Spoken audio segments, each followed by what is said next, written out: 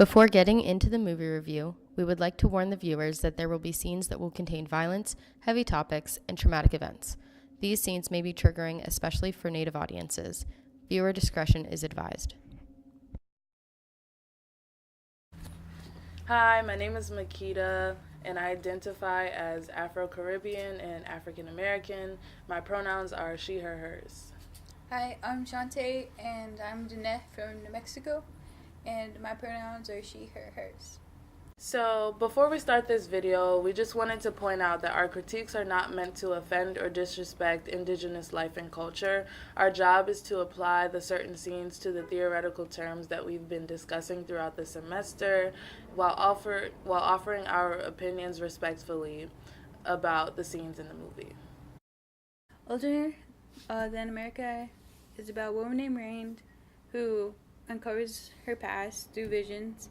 It was directed by Georgina Lightning, a Cree director and actress. This film reveals the truth about the horrors Native American children experience within Indian boarding schools at the hands of Catholic teachers, forced them to assimilate into what was known to be white culture.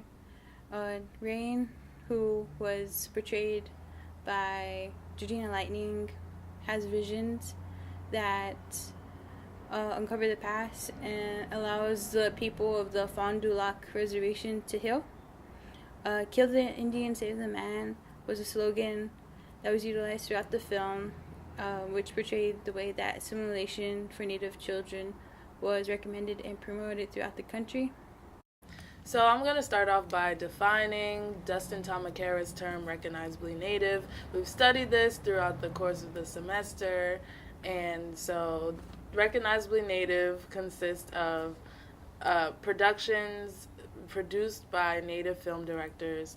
It has an Indigenous point of view, and most of the scenes and narratives are discounting and talking back at the recognizably Native stereotypes that non-Native people place onto Native characters. Older Than America is Native produced, and the director, Georgina Lightning, allows for Native women to be included within Native films, which is why it's such a powerful thing, because in the past, concerning film history, Native women don't really have a voice, and they're not really included into the story rather than they're just objects in there. So the scene in the very beginning of the movie catches your eyes instantly. So when you see it, you see this gory man, and he has hooks in his chest, and they're performing a ceremony for him. And so you're left kind of confused, like, I don't know what's going on, but this is interesting. So it leaves you confused but intrigued at the same time.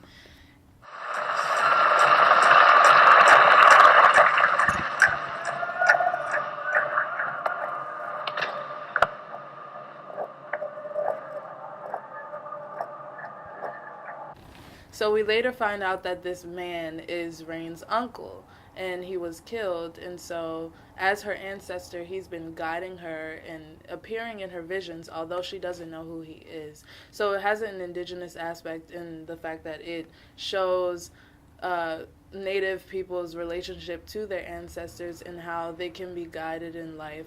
And it represents their spirituality. So this next scene was set in a bar where John Goodfeather, Rain's fiance, is playing pool with a white male and his friends, and the white male compliments his skills at pool, and while doing that, he proceeds to call him Chief.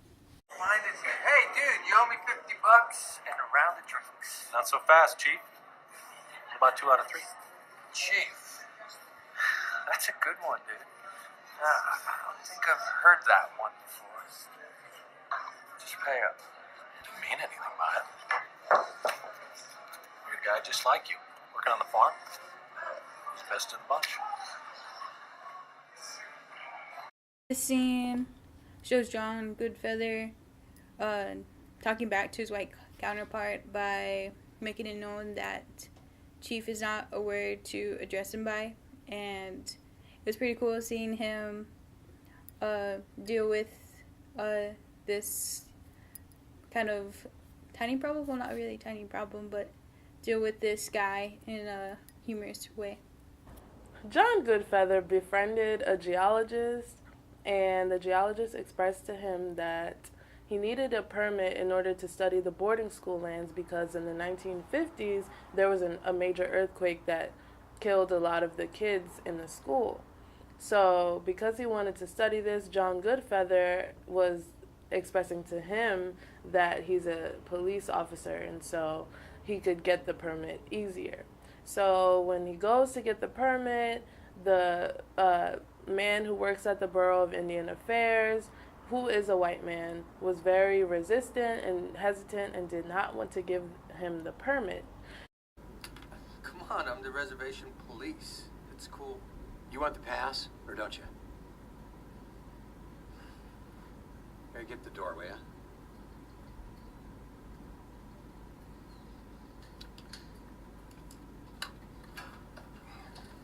What am I waiting for? Hey, I'm just doing my job here. Your job is to write the freaking permit.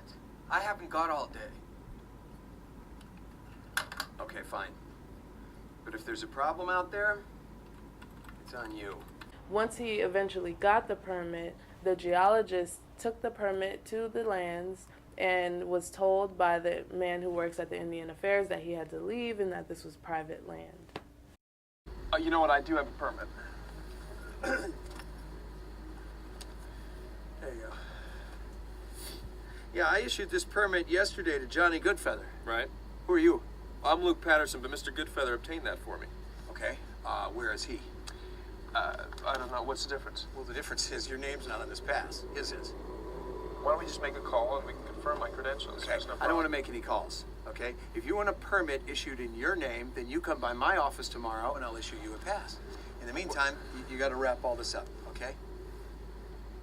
This scene represents John Goodfeather and the geologists having confronted corporate actors who took control over their lands. I love John Goodfeather's role in this scene because he really asserted his power and reclaims his rights to his own land by getting the permit for the geologist. It also shows the allyship between the non-indigenous character Luke Patterson, who is the geologist, and the native character John Goodfeather. Next, I'm going to be talking about resurgence, and the baseline of resurgence is survival, and to go beyond that, any work has to go they have to confront colonial corporate actors, prioritize the relationship to the natural world, and reclaim cultural roots and identities.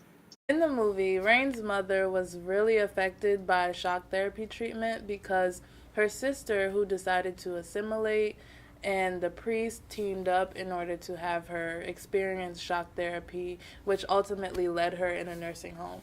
And in this scene, you see Rain and her mother interacting with each other through touch and eye contact because Rain's mom can't really communicate with her daughter that much. And so at this time, it's showing a flashback of Rain's mother, and she's looking at her sister and she's yelling. She's saying, what's going on? Why did you do this to me?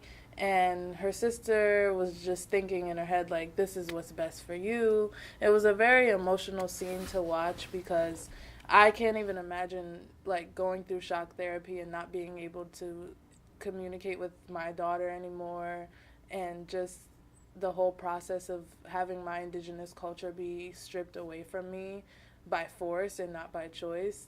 So it was a very good scene. The priest and Rain's aunt were planning to give Rain shock therapy treatment because they felt Rain was too attached to her cultural background.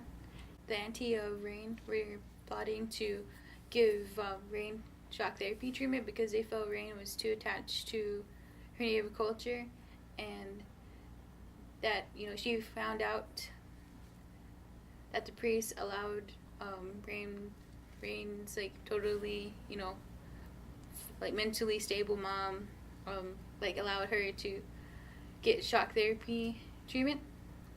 And Rain was experiencing several visions of her ancestors just like her mom did, and people thought that both of them were crazy because of this. And she was taken to the hospital, and she realized what they were trying to do to her.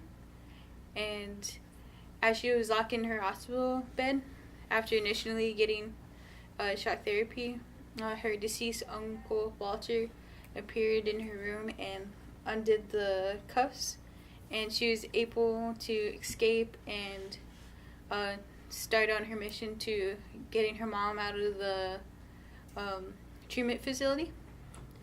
And watching Rain escape was liberating. Like, escaping her allowed her to reclaim her roots and break the cycle of torture that her mother and uncle experienced through Indian boarding schools. So Jolene Rickard's theory, screen sovereignty and visual sovereignty, talks about the right to self-determine their own Native people's own representation, and it's also reimagining the space of screen as an indigenous space. So that incorporates language, cultural practices, ceremonies, and humor. Rain's fiance, Don Goodfeather, and his father still practice their indigenous traditions, whereas Rain's aunt practices Christianity. So John's family allowed Rain to be cleansed in their sweat lodge after she escaped from the treatment facility. The scene was extremely powerful because it depicted the authentic ways of indigenous peoples in a realistic way, and this contributes to screen sovereignty.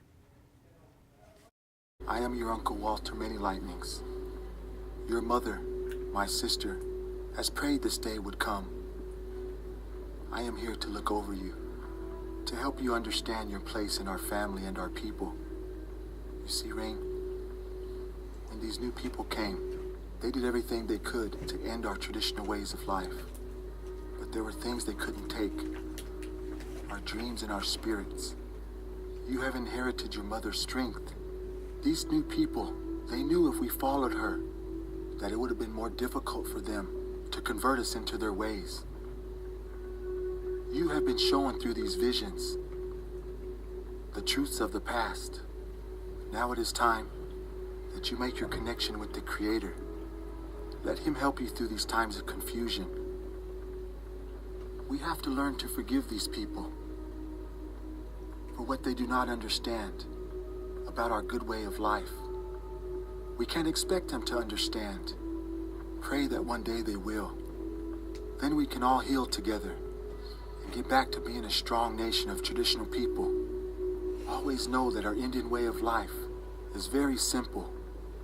Continue to dream of healing and unity amongst our people. And one day, it shall come to pass.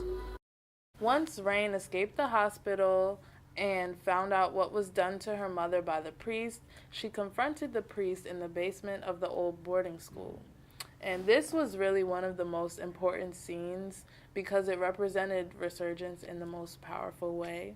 So she literally fights the priest and makes him think about what he's done and holds him accountable. And the Native children who were killed in the boarding schools returned on the screen. And the priest was finally guilty, and he remembered everything that he did to the children. Everything that was done to the dead children was shown on the screen, which is why it was so powerful. And it was very important because it finally held the white people who were in charge of the boarding school accountable for everything that they did, all the torture that they caused to these Native children. And so I love seeing Rain fight the priest. To me, it was pretty badass. I mean, like, what woman do you know can say that they fought a priest? Like, that's pretty cool. Once Rain addressed the people who abused her mother and her uncle, she could finally take her mother back home.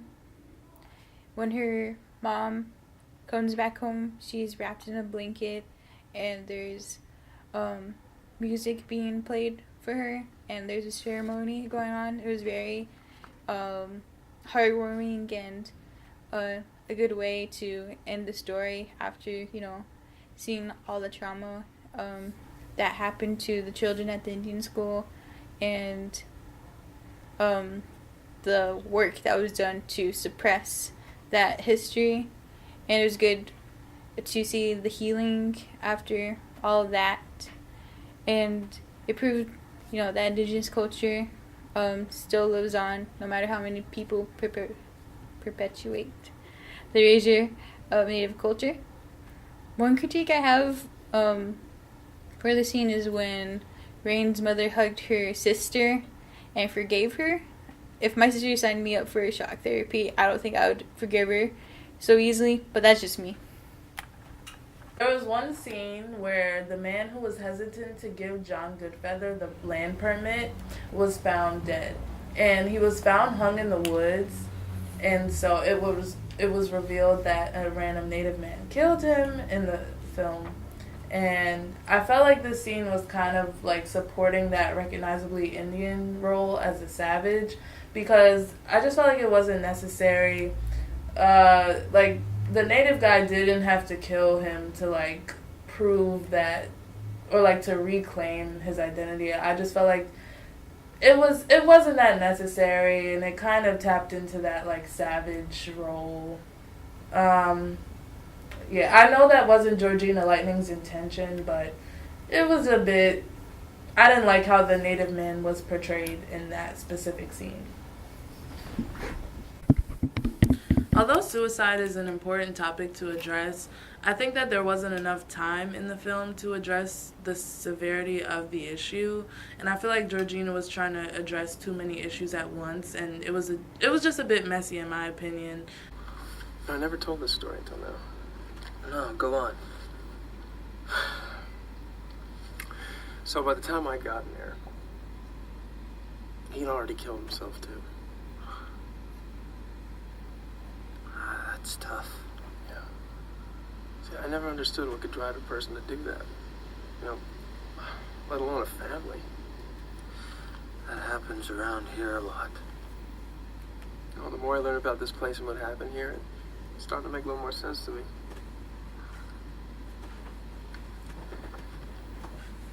The first day I arrived here, my friend appeared to me in the parking lot. I think he wanted me to be here. I wasn't really a fan of that scene. I felt like I could have been good without seeing that scene. I just felt like if you're going to address suicide, take a lot of time out to really unpack this issue instead of just having one little scene and then moving on to the main narrative. I feel like it didn't correlate well with the main narrative. I disagree. I think it was like very much needed and really impactful, because like it adds to the story that, you know, there's an issue with suicide on the reservation, and I feel like it wasn't too forced, but I can see like that it was just, you know, just put in there, mentioned like at least twice, and then like put it away to focus on everything else. One critique I do have is about the kill the Indian, save the man quote that showed up. All the answers you needed? Yeah, I tried. I went to that boarding school. A fella came in there and told me I had to clear out. Whatever happened in that school anyway? A lot of unresolved things up at that school. Kill the Indian, save the man. That was their motto. Kill the Indian, save the man? They tried to whitewash us Indians. Took us from our mother's arms, took the clothes right off our backs, burned them, put uniforms on us, wouldn't let us speak the language.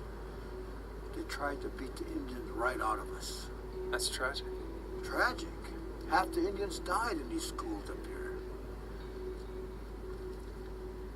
The rest broken and confused with scars that will never heal. There are two ways to conquer a nation. Kill them, or take away everything that defines who they are. Sounds like a Holocaust. How come I never read or learned about that in school? Some stories never make the history books.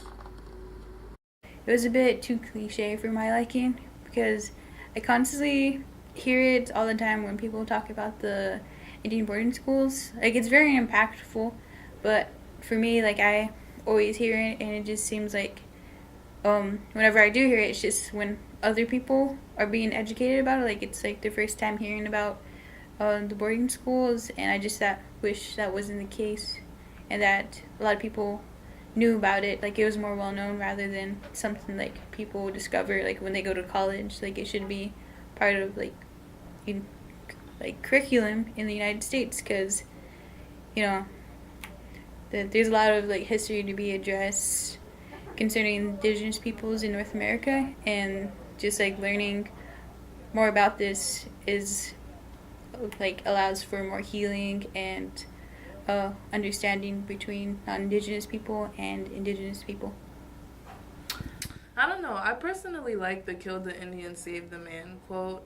I feel like that specific quote literally summed up the entire plot of the film, and I feel like it was important to have in there because that's such a known, recognizably Indian saying, and I just thought it was so important to be used in the film because it is reclaiming that quote and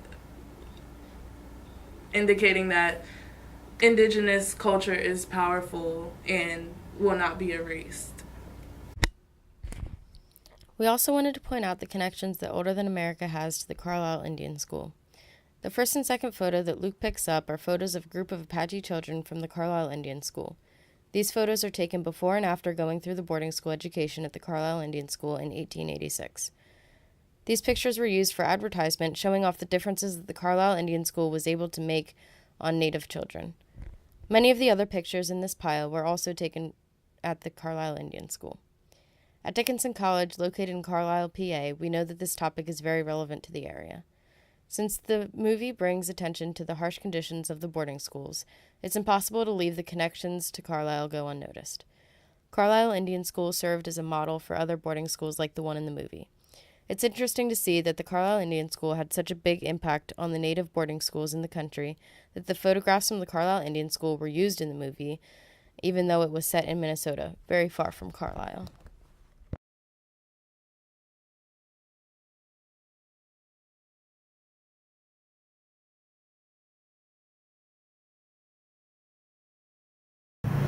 It also shows the allyship.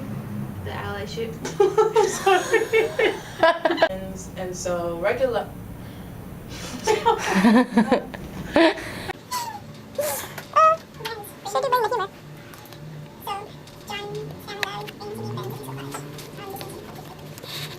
To the community.